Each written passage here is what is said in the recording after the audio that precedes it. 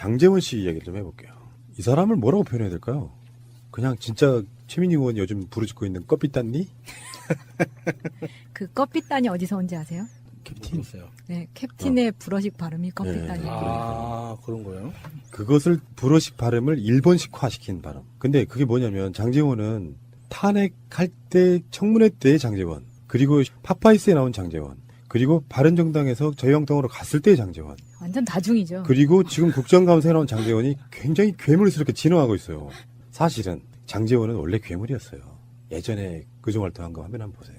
진짜 양아치였지. 그 세월호 특별법 제정하는 과정에서도 굉장히 막말을 많이 했고, 그 청문회 하면서도, 그러니까 세월호 관련 청문회 하면서도 유가족들한테 몹쓸 하고 했는데, 그게 탄핵 과정에서 최순실 청문회에서 이제 세탁이 돼버렸죠. 말 잘하는구나, 똑똑하구나, 이렇게.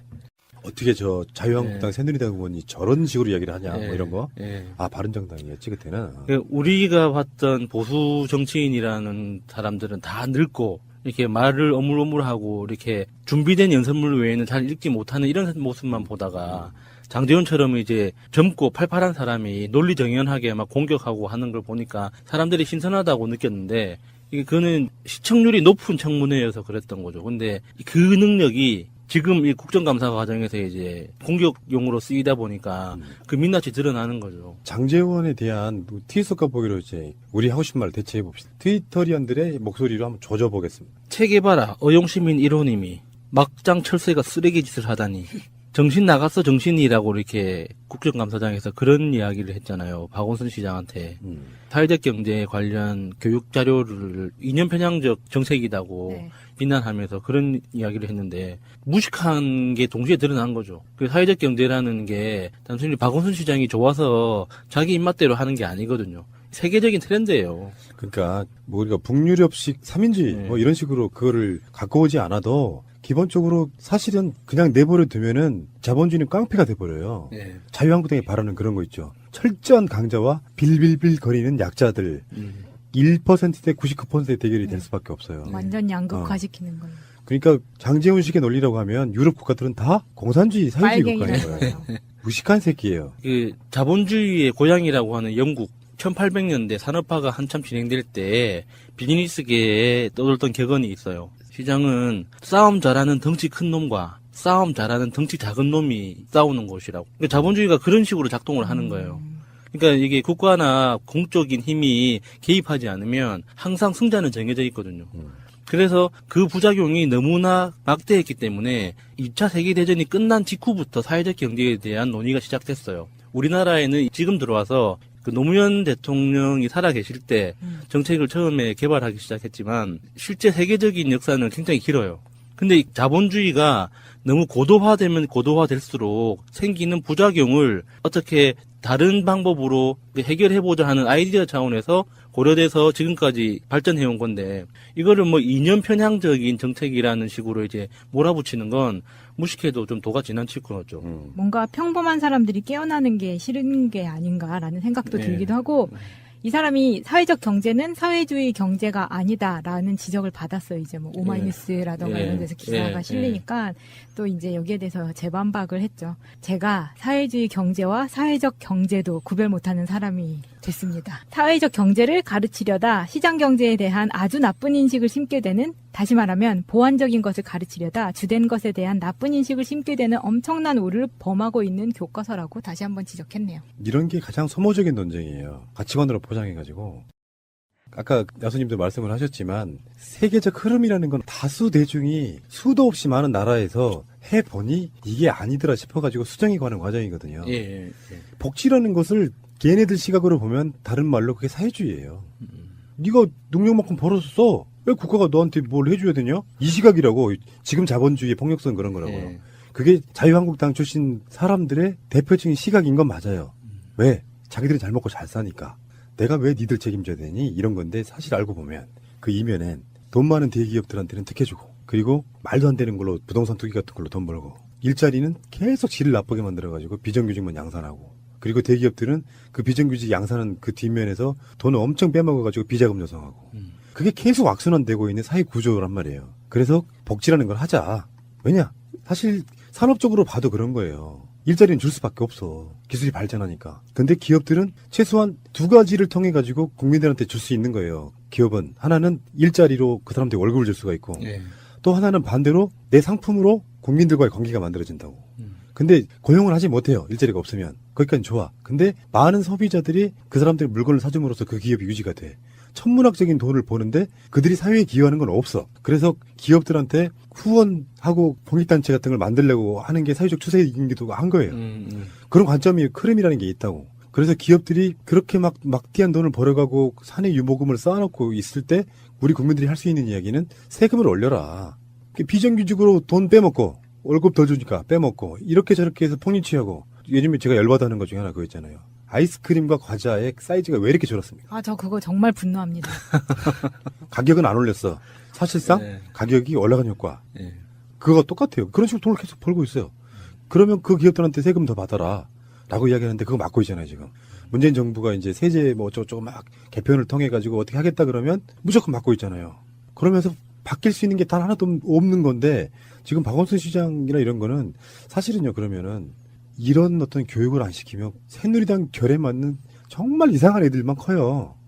예를 들어 제가 다른 방송에서 그런 말씀드린 적이 있잖아요. 네가 원래 달리기 잘했는데 신발 벗겨진 건 너한테는 정말 불운한 거였어. 예. 그래서 네가 다시 예선을 봐가지고 네가 선수가 되는 게 맞아 라고 말하고 가르치는 거하고 똑같은 거예요. 아이한테 네가 실력 있고 능력 있으면 어떤 아이가 피해를 보던 네가 1등 나는 게 맞아라고 가르치는 거예요. 장제원 의원이 아버지가 사학재단 이사장이거든요. 예. 만화의 학교가 동서학원이라고 동서대학교, 부산 디지털대, 경남정보대 이런 데가 다 장제원의 아버지. 예. 근데 장제원 아버지가 또 목사이기도 해요. 이렇게 진짜 금수저로 태어난 거지. 그래가지고 대충 뭐 대학 나오고 그러고 나서 지역에 내려가서 그 아버지의 사학의 같은 그 백 이런 걸 통해 가지고 정치권에 진입을 합니다. 이렇게 진입하는 인사들 많아요. 그래서 그 지역 내의 토호 세력처럼. 근데 궁금하지 않으세요? 장제원이 왜 저렇게 변했을까요? 파파이스 봤던 장제원 어디 갔습니까? 저는 여러 가지 생각을 해봤어. 장제원이 왜 저렇게 하고 있을까? 저번에 한번 말씀드린 적 있죠. 한 가지는 배신자 전력에 대한 일종의 씻김 것 같은 거. 왜 그게 대표적인 친일파들의 모습이잖아요. 네. 더 악랄하게. 변절을 해가지고 독립운동 했던 사람인데 친일파가 됐어. 원장 하나 딱 채워주면 그게 이제 통치 전략이기도 해요. 배신한 놈들을 앞세워가지고 자기 동포들을 더 탄압하게 만드는 방식. 그것도 있다고 보고 하나 더는 장제원이 내가 전에 말씀드린 적 있잖아요. 친이계라고. 친이계여서 부산에서 공천 못 받았어요. 그래서 공천 대신 된 사람이 손수저란 말이에요. 무소속으로 나왔잖아요. 네.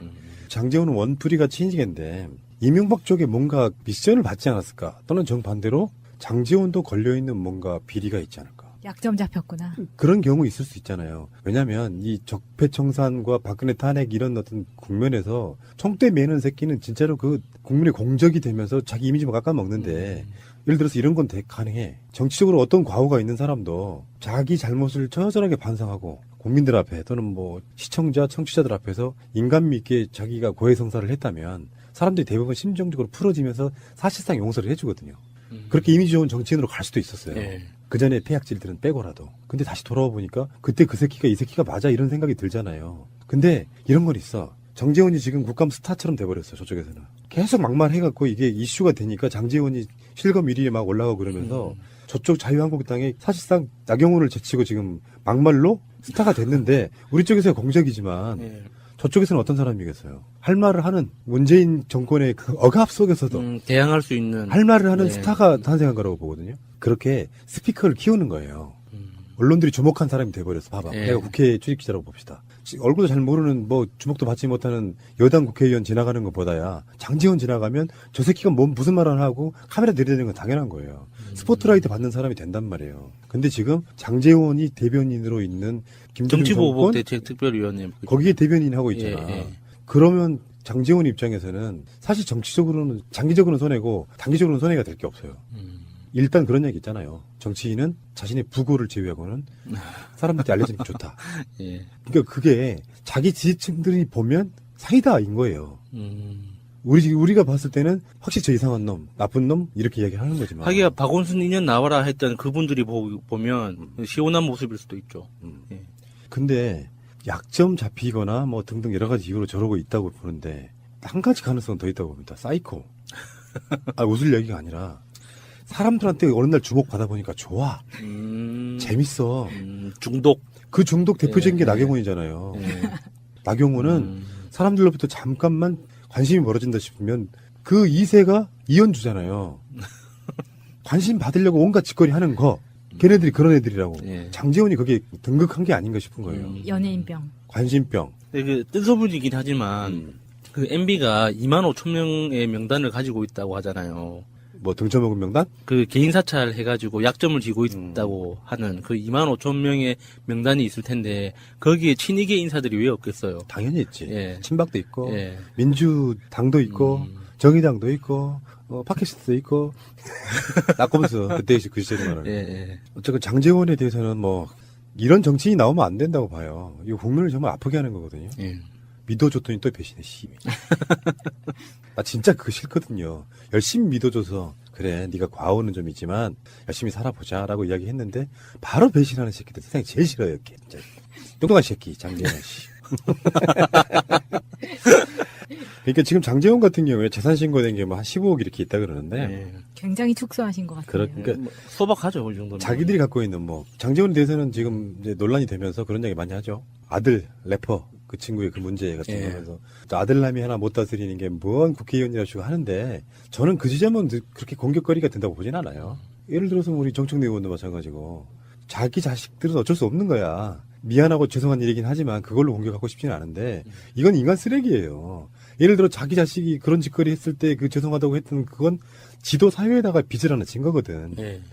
근데 이쪽 사람들이 만약에 장재원에 대해서 뭔가 옹호하는 게 있었다면 나라면 자숙할 것 같거든요. 일단 자숙하고 그리고 나서 근데 예를 들어서 뭐 적폐청산 특위니 뭐 지들끼리 만든 정치보복 특위를 만들었을 때 거기에 대해서 대변인 같은 거 하려고 할 때 아이고 저는 지금 그렇게 할 수 없어요라고 말할 수밖에 없는 사람이 정상적인 거지.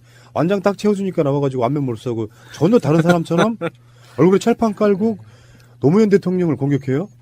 그냥 쓰레기인 거예요. 근데 내가 봤을 때 상식적으로 봤을 땐 세 가지 중에 하나다.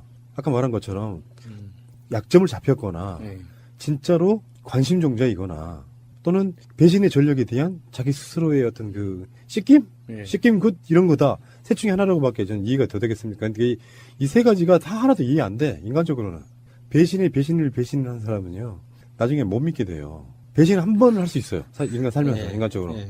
근데 그 배신자가 또 배신하잖아. 그냥 그 사람한테는 어떤 진심을 보인 사람도 안 믿어요. 그래서 그 안 믿는다는 걸 핑계로 또 배신해요. 대부분 그래요.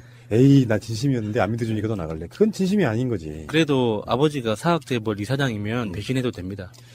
그래서 배신을 두 번쯤 했을 때, 예. 안 믿어준다는 빌미로 또다시 배신할 게 아니라, 예. 진짜라고 상대방이 알아줄 때까지 수년간 석고대죄하는 거예요. 석고대죄. 예. 석고대죄를 하고 나면, 사람들이 그때는 다시 마음 열어주는 거거든요. 장재원처럼 지금 배신이 몇 번째예요, 지금. 박근혜 탄핵 국면에서. 덜 변하고 이러는 게, 이런 쓰레기 같은 새끼, 진짜. 않으면 항상 승자는 정해져 있거든요. 그래서 그 부작용이 너무나 막대했기 때문에 2차 세계대전이 끝난 직후부터 사회적 경제에 대한 논의가 시작됐어요. 우리나라에는 지금 들어와서 그 노무현 대통령이 살아계실 때 정책을 처음에 개발하기 시작했지만 실제 세계적인 역사는 굉장히 길어요. 근데 이 자본주의가 너무 고도화되면 고도화될수록 생기는 부작용을 어떻게 다른 방법으로 해결해보자 하는 아이디어 차원에서 고려돼서 지금까지 발전해온 건데, 이거를 뭐 이념 편향적인 정책이라는 식으로 이제 몰아붙이는 건 무식해도 좀 도가 지나칠 것 같죠. 뭔가 평범한 사람들이 깨어나는 게 싫은 게 아닌가라는 생각도 네. 들기도 하고, 이 사람이 사회적 경제는 사회주의 경제가 아니다라는 지적을 받았어요. 이제 뭐 오마이뉴스라던가 예. 이런 데서 기사가 예. 실리니까 또 이제 여기에 대해서 재반박을 했죠. 제가 사회주의 경제와 사회적 경제 이게 저 자유한국당 새누리당 의원이 저런 식으로 이야기를 하냐, 예. 뭐 이런 거. 예. 아, 바른정당이었지, 그때는. 우리가 봤던 보수 정치인이라는 사람들은 다 늙고 이렇게 말을 어물어물하고 이렇게 준비된 연설문 외에는 잘 읽지 못하는 이런 모습만 보다가 장재원처럼 이제 젊고 팔팔한 사람이 논리정연하게 막 공격하고 하는 걸 보니까 사람들이 신선하다고 느꼈는데, 그는 시청률이 높은 청문회여서 그랬던 거죠. 근데 그 능력이 지금 이 국정감사 과정에서 이제 공격용으로 쓰이다 보니까 그 민낯이 드러나는 거죠. 장제원에 대한 트위터 보기로 이제 우리 하고 싶은 말을 대체해 봅시다. 트위터리언들의 목소리로 한번 조져보겠습니다. 체계바라 어용시민 1호님이 막장 철새가 쓰레기 짓을 하다니 정신 나갔어 정신이라고 이렇게 국정감사장에서 그런 이야기를 했잖아요. 박원순 시장한테. 사회적 경제 관련 교육 자료를 이념 편향적 정책이라고 네. 비난. 이제도 구별 못하는 사람이 됐습니다. 사회적 경제를 가르치려다 시장 경제에 대한 아주 나쁜 인식을 심게 되는, 다시 말하면 보완적인 것을 가르치려다 주된 것에 대한 나쁜 인식을 심게 되는 엄청난 오류를 범하고 있는 교과서라고 다시 한번 지적했네요. 이런 게 가장 소모적인 논쟁이에요. 가치관으로 포장해가지고. 아까 야수님도 말씀을 하셨지만 세계적 흐름이라는 건 다수 대중이 수도 없이 많은 나라에서 해보니 이게 아니더라 싶어가지고 수정이 가는 과정이거든요. 예. 복지라는 것을 걔네들 시각으로 보면 다른 말로 그게 사회주의예요. 네가 능력만큼 벌었어. 왜 국가가 너한테 뭘 해줘야 되냐? 이 시각이라고. 지금 자본주의의 폭력성 그런 거라고요. 예. 그게 자유한국당 출신 사람들의 대표적인 시각인 건 맞아요. 왜? 자기들이 잘 먹고 잘 사니까. 내가 왜 니들 책임져야 되니? 이런 건데 사실 알고 보면 그 이면엔 돈 많은 대기업들한테는 특혜주고, 그리고 말도 안 되는 걸로 부동산 투기 같은 걸로 돈 벌고. 하면서 그런 이야기를 했는데 무식한 게 동시에 드러난 거죠. 그 사회적 경제라는 게 단순히 박원순 시장이 좋아서 자기 입맛대로 하는 게 아니거든요. 세계적인 트렌드예요. 그러니까 뭐 우리가 북유럽식 삼인주의 뭐 이런 식으로 그거를 갖고 오지 않아도 기본적으로 사실은 그냥 내버려 두면은 자본주의는 깡패가 돼버려요. 네. 자유한국당이 바라는 그런 거 있죠. 철저한 강자와 빌빌빌 거리는 약자들. 1%대 99%의 대결이 될 수밖에 없어요. 완전 양극화시키는 거예요. 그러니까 장제훈식의 논리라고 하면 유럽 국가들은 다 공산주의 사회주의 국가인 빨갱이라는 거예요. 거예요. 무식한 새끼예요. 그 자본주의의 고향이라고 하는 영국 1800년대 산업화가 한참 진행될 때 비즈니스계에 떠돌던 격언이 있어요. 시장은 싸움 잘하는 덩치 큰 놈과 싸움 잘하는 덩치 작은 놈이 싸우는 곳이라고. 그러니까 자본주의가 그런 식으로 작동을 하는 거예요. 그러니까 이게 국가나 공적인 힘이 개입하지. 장제원 씨 이야기를 좀 해볼게요. 이 사람을 뭐라고 표현해야 될까요? 그냥 진짜 최민희 의원이 요즘 부르짖고 있는 껍비딴니? 그 껍비딴이 어디서 온지 아세요? 캡틴. 네, 캡틴의 불어식 발음이 껍비딴이에요. 아, 그런 거예요? 그것을 불어식 발음을 일본식화시킨 발음. 근데 그게 뭐냐면 장제원은 탄핵할 때 청문회 때의 장제원, 그리고 파파이스에 나온 장제원, 그리고 바른정당에서 자유한국당으로 갔을 때의 장제원, 완전 다중이죠. 그리고 지금 국정감사에 나온 장제원이 굉장히 괴물스럽게 진화하고 있어요. 사실은 장제원은 원래 괴물이었어요. 예전에 그종활동한 거 화면 한번 보세요. 진짜 양아치였지. 그 세월호 특별법 제정하는 과정에서도 굉장히 막말을 많이 했고, 그 청문회 하면서도, 그러니까 세월호 관련 청문회 하면서도 유가족들한테 몹쓸 말을 하고 했는데, 그게 탄핵 과정에서 최순실 청문회에서 이제 세탁이 돼버렸죠. 말 잘하는구나, 똑똑하구나, 이렇게. 어떻게